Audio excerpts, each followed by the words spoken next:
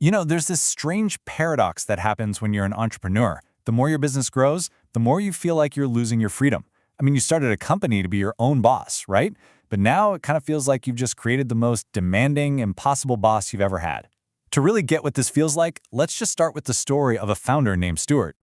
So, picture this. Stuart, a super successful founder, is asking himself this exact question. He had just wrapped up a massive project. We're talking 14-hour days, 7 days a week. And his big reward? A trip to Disneyland with his family. But that's where his body just gave out.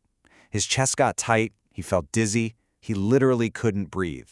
His own success was breaking him down.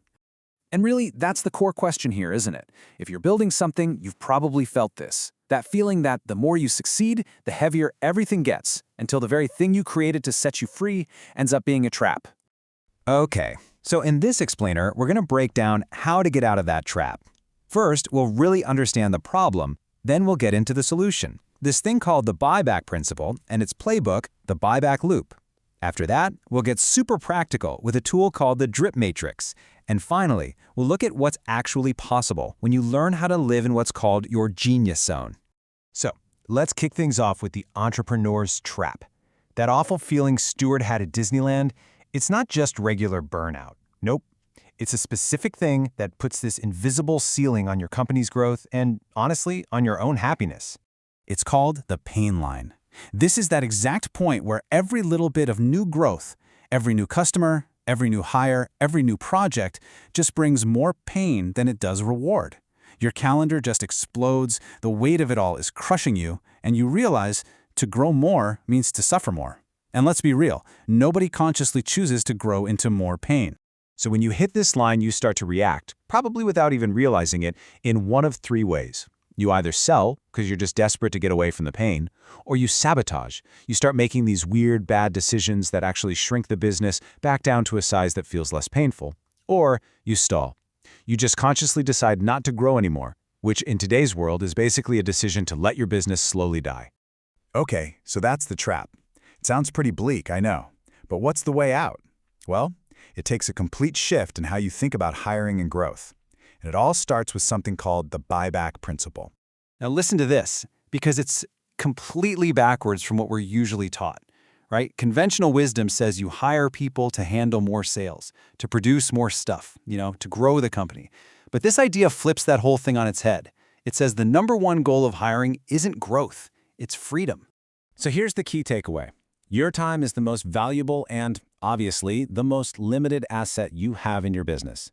The whole point is to use your money to buy back chunks of that time so you can reinvest it in the very few super high-impact things that really move the needle, the stuff that only you, as the founder, can actually do. But look, a principle is pretty useless if you don't have a system to actually use it. So let's check out the buyback loop and see how this becomes a real, repeatable process for creating more time and more freedom. And this image right here is the engine for the whole system. You see that point where it says pain? That's your trigger. Instead of hitting that pain line and just giving up, you enter this loop. It's a way to turn all that stress and overwhelm into a signal for positive change. The loop itself is so simple. First, you audit your time to figure out what tasks are just draining you. Second, you transfer those tasks to someone else, an employee, a contractor, whoever. And third, you fill that time you just freed up with activities that give you energy and produce huge value. Then you just repeat. You're constantly upgrading how you spend your time. So how do you actually do that first step? How do you audit your time in a way that actually works? That is where the drip matrix comes in. It's this incredibly powerful tool for sorting out every single thing you do. So take a look at this matrix. It seems simple, but it is profound.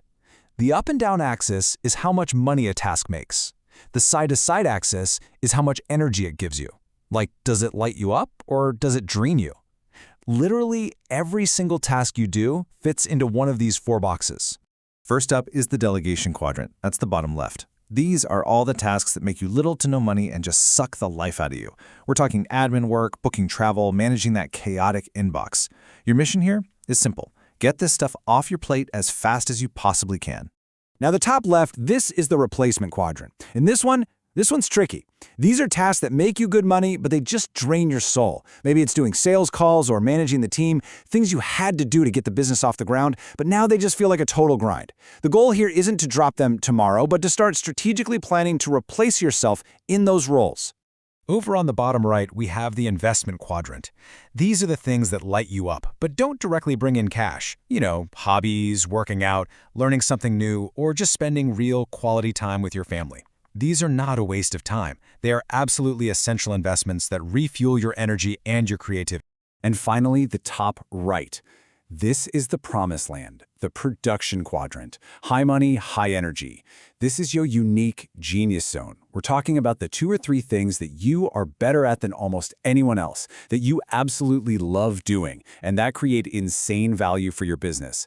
The entire goal of this whole system is to spend as much of your working life as possible right here, in this box.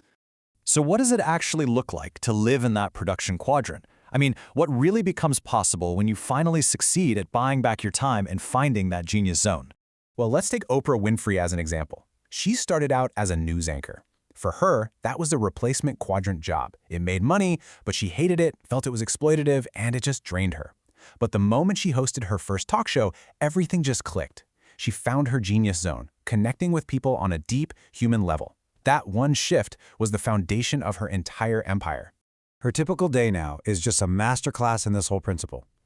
She spends maybe 2 hours a day on what you and I would call business matters. The rest of her day is spent squarely in her investment and production quadrants, meditating, reading, working out, discovering new ideas.